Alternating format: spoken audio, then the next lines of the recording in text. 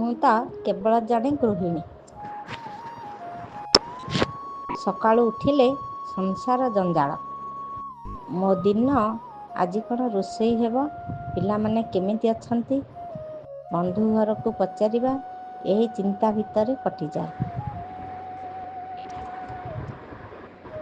କିନ୍ତୁ ଏମିତି ଏକ ଦିନ ଯେଉଁଦିନ ମୋର ମନ ମଧ୍ୟ ଭାରି ବିବ୍ରତ ହୋଇଯାଏ। ସବୁ କାମ ଛାଡ଼ିଦେଇ ମୁଁ ଦେଖିଲି ଟିଭିରେ ରଥଯାତ୍ରା ଚାଲିଛି। ଶଙ୍ଖ ଘଣ୍ଟା, ଲୋକେ ଲକ୍ଷ ଲକ୍ଷ ରଥ ଟାଣୁଛନ୍ତି। ମୋ ଆଖି ଭିଜିଗଲା।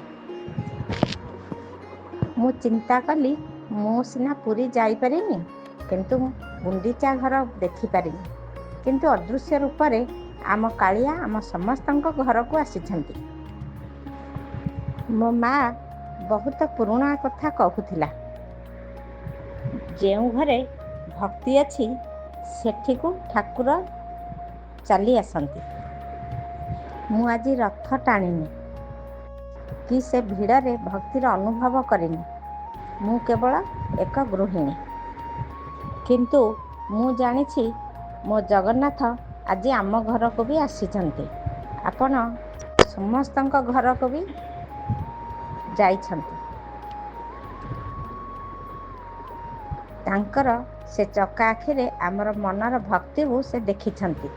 ମୁଁ ରଥ ଟାଣିପାରିନି, କିନ୍ତୁ ମୋ ମନ ରଥ ତ ଟାଣିଛି। ଏ ହେଉଛି ମୋ ରଥଯାତ୍ରା। ଜୟ ଜଗନ୍ନାଥ।